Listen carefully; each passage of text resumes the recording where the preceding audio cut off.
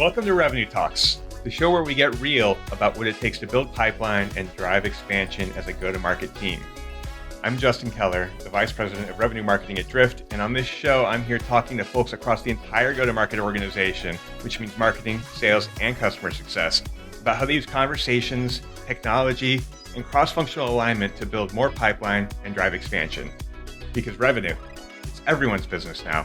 Hello, everybody. It's Justin. Welcome back to another episode of Revenue Talks. Today's guest is Ryan Morel, who is the Vice President of Marketing for Flexe. That's Flex with an E at the end if you want to look this up at some point.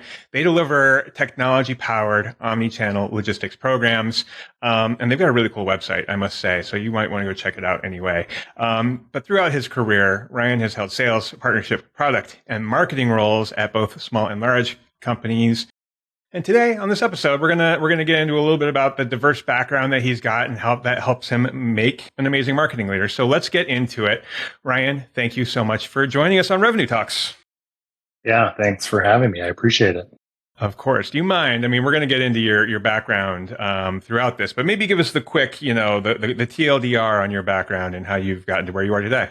I don't know that there's a quick way to give it. And other than what you already said, which is I started my career in sales.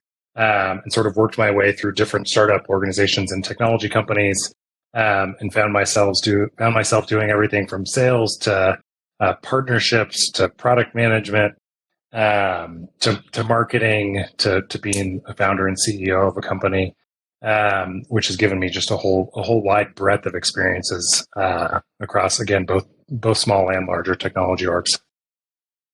Amazing. And I'm definitely going to click on that, especially just because you've got such I think the world's got, marketers have strong opinions on what marketing does, and then I feel like everyone else in the business has different opinions on what marketing does. So I do want to click in on that, but you've been at Flex for about 7 years now, right? Yeah, just over 7, yep.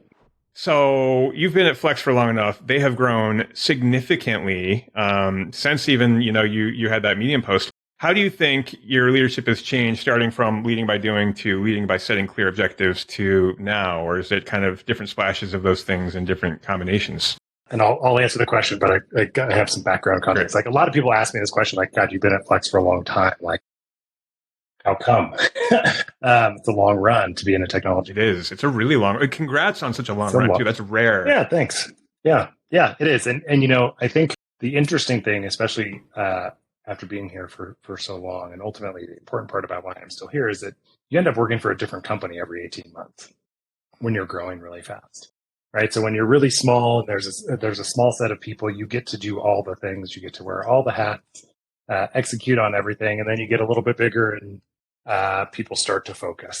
And then you get a little bit bigger, the company changes even more. And then you get to the size that we are now with about 500 people and 20 plus people on marketing. It's a totally different company than it was 2 years ago, let alone 7 years ago, right? So I think that is both the fun and interesting part of working for startups, is that you get to be a part of something that changes and adapts and gives you an opportunity, most importantly, to change and adapt your style and how you approach the work on a day-by-day basis. We talk a lot about the need to effectively tear everything down every 2 years and start from scratch. And I think that it's dramatic to make a point, but it's also kind of true. Right. And it's true not just for the company or the go-to-market motion or the marketing team or the sales team. It's also true for each of the individuals. You have to be willing to question everything you've done and everything that's worked and be willing to throw it all away. And so, I think when I think about sort of leadership style and management and how I approach the world, it frankly hasn't changed all that much. Like, I still really deeply believe in setting clear expectations, having real clear priorities, and importantly, being clear about what we're going to say no to.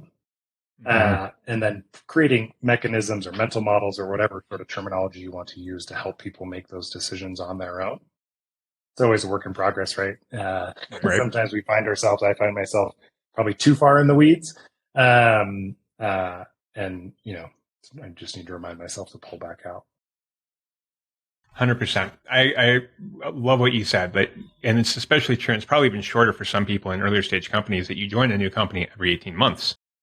And so that definitely, I'm sure, does It keeps it interesting, right? It's kind of a new adventure every 6 quarters. But I think it could also have the opposite effect on a lot of people. Like, oh, this is not the company I joined anymore. What do you think it is that's kept every 18 months having that reboot interesting and a new adventure versus something where it's like, well, I'm burned out, or this is not what I signed up for anymore? I mean, and this is more of an abstract question for you, I think, for the people listening, because I think that probably is something a lot of people listening to this have a challenge with. Yep. Well, you brought up that Medium post, and I hadn't read it in a long time. So I went back. So I had read it before we jumped on here. And, those same four things that I said in that Medium post are true today, right? And at the end of the day, you have to define what your North Star is and what you care most about as an individual, and constantly check back against those things. It might be true that your North Star changes. That's fine, but you need to be clear about what that is. And, reflect on, is this meeting the goals that I have? Or if the goals have changed, is it still meeting them? And if it is, then keep going. If it's not, then it's time to think about doing something different. And, for me, it's always been like, work with smart people, get to work on something really big, or the potential to be really big. Have a chance to learn a lot. And I learn by doing and learn by being around smart people. And then have a chance to win. And, you've worked in startups, that winning can be hard. So when you're winning, it's really good. It's much better than not. It is. I totally agree. So one thing you said that was also really interesting is, when you're setting clear expectations and objectives, saying no is important. And I would posit that it's probably the most important thing. In fact, one of our recent guests said the most important part of your strategy, your marketing strategy, is the things you say no to. And when you are in an earlier stage company, it's so hard to say no to anything, because everything could, unlock a growth lever, could be the thing that changes, how the business performs. So saying no really early, really hard. But as you've scaled up with Flex, has that become any easier? Has your criteria changed at all, or is it always a tough? It's always hard. It's always hard. Okay. My favorite definition of strategy is that once you have struck everything off of the list of all the things that you could do, whatever is left is your strategy. And I think that applies to marketing team. It applies to product team. It applies to companies in general. I think it's like a really good approach to creating priorities. When you're really small, your constraints are really obvious, right? Like you have one or two people, or call it five, whatever. Like what everybody's doing. So you just have your limitations are really clear. As you get larger, it gets and sort of farther away from the day to day of like what's actually happening. I think it gets an order of magnitude harder. Because we've got, there's, I think 20 plus people on the marketing team here at Flex. And that seems like a lot of people to me. I think that can do a lot of things. And what gets hard about saying no when you have that many people is you sort of acquire, debt is not the right way to frame it, but I'll use that word. Like you just create a lot of work that perpetuates over time. Yep. And so people can fill their day, 50% of their day, really easily with just the day-to-day ongoing work that you set in motion 18, 24, 36 months ago. And so it's hard to account for that oftentimes, in my opinion, which means the list of things you say no to on a per person basis actually gets larger. Yeah. Right? You just can't quite do as much per person as you could in the past. And that's okay. It's just a matter of really identifying like, okay, are we doing all of the right things? Are there any programs or projects that we shouldn't be doing anymore because they're not getting us the value that they once were, right? It goes back to saying you got to tear everything down every 18 to 24 months, right? Just because we did something 2 years ago doesn't mean we should be doing it today. And we constantly need to be thinking about that. Exactly. And I think it's easy, if you're the head of marketing and you join a new company, it's easy for you to come in with fresh eyes and be like, yep, we're not doing any of that anymore. This is what we're doing now, right? But when you've been in one spot for so long, being able to take an honest, sober look at everything that's going on, everyone's priorities, and saying, okay, we do have to actually stop doing this is a lot tougher because A, that was your decision or you're part of, your world initially. And, it's rare that you have someone that has such a heritage at a company for so long that I imagine that's got to be a little extra tough for you. Yeah, it certainly can be. Yeah. You know, my personality happens to be one where I don't attach much value to or have much bias for things that we've done in the past. I often tell people, especially during like the interview process or folks on the team, that we have no dogma. Like just because we're doing something, it doesn't mean it's the right thing, and we should constantly be questioning it. And that's totally okay.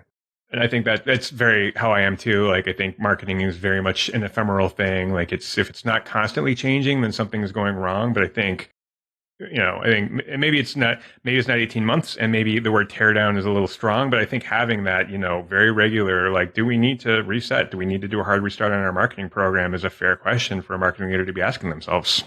Yeah. So you mentioned our website, right? So we had built a brand, very early on, and we had done a really good job making our logo, especially in sort of color scheme, like really noticeable in the industry.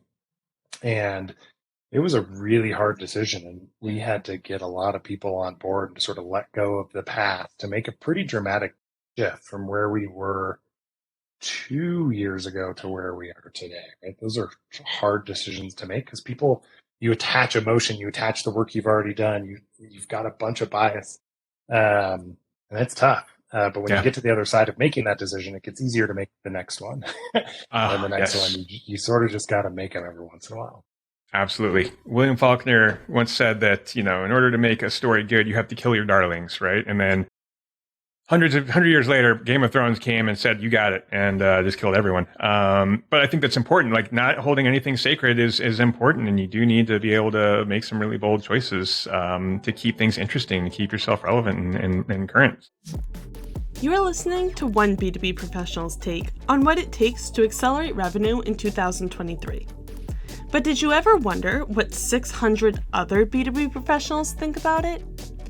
Drift partnered with Heinz Marketing to survey B2B professionals and get their take on the impact of conversational marketing, conversational sales, and conversational support on business outcomes and buyer experiences. Learn why 9 out of 10 respondents agree that conversational solutions are valuable for creating an all-around better experience for both customers and businesses by clicking the link in the show notes. If we can, let's click in because, again, it's rare that I don't think we've ever talked to anyone on the show that's had such a long stretch. So, again, congrats on that. But can you tell us, over the last 7 years, in under, I would call it 2-3 minutes, what's the scale-up story been like? How has the go-to-market engine evolved? Maybe that's really the question. How has the go-to-market engine evolved in the past 7 years as you've grown and as the company scaled so much? For a long time, like our approach, at least from a marketing perspective, was like, hey, we just need to make people aware that we exist. Like we invented a new category. This is an entirely new type of offering. So we just need to hammer people with logo, brand, thought leadership, et cetera, just so that they become aware of us, right? And then we slowly started adding, okay, now we need to really help the commercial team drive opportunities and accounts through our revenue process. And that can be as simple as, hey, we actually have to help them make presentations and have presentations, and we have to make proposals, and we have to do pitches, right? Like all the things that go along with helping a commercial team. And a couple of years ago, we really deeply integrated the sales and marketing team. So we now report to the same leader with the intention of really unifying our go-to-market between sales and marketing. And so the big shift for us was this integrated sales and marketing approach where every activity that marketing does is reinforced by sales activity, and every activity that sales has is reinforced or enabled by marketing activity. And you sort of mentioned it before about how sometimes in the business folks don't really know what the marketing team does, or they have a different perception of what it is. And that's a hard thing to get over. And we focus, one of the ways that we do that is through talking about the impacts of what happens when our accounts or our contacts have both sales and marketing engagement. How much faster do we push them through the funnel? How many more deals do we close, right? And that's a pretty dramatic shift. And a lot of companies talk about how they have an integrated sales and marketing approach, but I don't necessarily think they do it. Yeah. I know you guys do at Drift. We do, but even it's one of those things where it's so, walking the walk is so much more difficult than talking the talk when it comes to that sales and marketing alignment. And it's, I think honestly it breaks down if you've got different objectives, right? But if both teams ardently care about pipeline or revenue, then I think it becomes easier. But even then, people's opinions on what marketing is doing and how's that actually going to help to me, the salesperson, hit my quota, can start, arguments, right? And everyone, has to trust that everyone's operating with their, counterpart's best interest at heart. But that's, especially when times get tough, can be easy to needle on and start to pick apart and create some bad blood. Yep. Yeah, it can. Absolutely. So, we were talking earlier about sort of like my guiding principles and the need for people to have them generally. I think it's 100% true for teams as well. Like, the team has to have a North Star, and it has to be aligned with the sales team's North Star. And the activities that you take need to align to that North Star.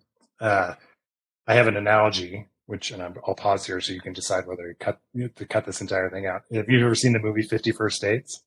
I have seen the movie 50 First Dates, yes. Okay.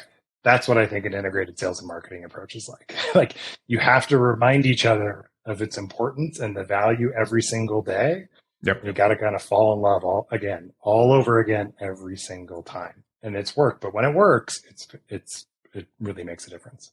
I think that is going to definitely make the cut. I think that'll probably be a pull quote when we get this up online, because you're absolutely right. And I think it bears repeating that you're a marketer, you market to the whole world, but you're also marketing internally, right? You have to constantly be reminding your stakeholders in your company what you're up to, why you're doing it, why it's at their service. Otherwise, the whole thing doesn't work. And I think, especially a strapped marketer is going to have trouble creating the bandwidth for themselves to market themselves internally.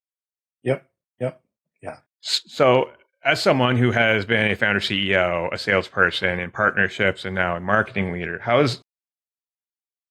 I've had the either curse or blessing of being a marketer the whole time. So I have, that perspective. But as someone with a much broader background, how has that informed the way that you run a marketing team, how marketing markets itself internally and externally? Because I imagine it's got to have a much rounder perspective. Yep. Yeah. So, I don't think there's any right way or wrong way to do anything. This just happens to be the path that I have gone down. We tend to optimize for sort of aptitude and attitude. And we do that sort of all, up and down the entire organization. And ultimately that sort of comes from my background of like deeply caring about learning, deeply caring about executing at a really high level, et cetera, et cetera, et cetera. And my personal experience has been that as I've gotten experience across a broad set of functions, it's enabled me to think not just about the impact from a marketing perspective or what marketing might care about, but what might the rest of the organization care about. And if we're going to undertake a marketing program, I at least have a sense still, even though it's been 20 years since I've been a salesperson, I at least still have a sense of how I might perceive that as a salesperson, how it might help me. When I think about how we do product marketing, my experience as being a product manager effectively has made an impact on that. As a former founder, CEO, again a long time ago, I understand the importance of being able to clearly communicate data and value and the implications of it. And that helps us frame, I hope, the impact that marketing has across the entire organization. So, for me, it's been really valuable and really impactful to have that broad set of experiences. And that might not be true for everybody, but it has been for me. But I think it, backs up what I was saying earlier that, marketers got to market, right? And what's rule number one of marketing? Know your audience. And that doesn't mean just your potential buyers, but internally as well. And so I think that holds really true. And you've probably just got a more high fidelity or high resolution view of that. We've talked a lot about setting expectations, setting objectives, having a North Star. And agreed. Yeah, we need to have one North Star that we're all marching to, but at some point that has to trickle down. How do you, this is a super tactical question. How do you atomize that? How do you atomize your expectations across your teams? Is it like an OKR or a V2MOM or what? So we do. Yes, we start with our North Star. We actually have two North Stars, whatever. And then we move down into every 6 months. I fundamentally don't believe in 12-month planning cycles, like at least at the detail level. Yeah. I'm sure most people in sort of startup world agree. So we start with 6-month initiatives and objectives. The objective is obviously what we're trying to achieve. The initiatives are some of the new things that we're going to do to help us achieve those objectives. Those start at the marketing level, and those are done in coordination with myself, my sales peer, our leader, and then my direct reports. So then we've got a nice condensed set of here's our top 5 priorities. And then each of the functional groups creates their version of that same set of 5 on both an initiatives and an objectives level that roll up into the overarching 5 for marketing. So initiatives, OKRs, we track and measure them every month.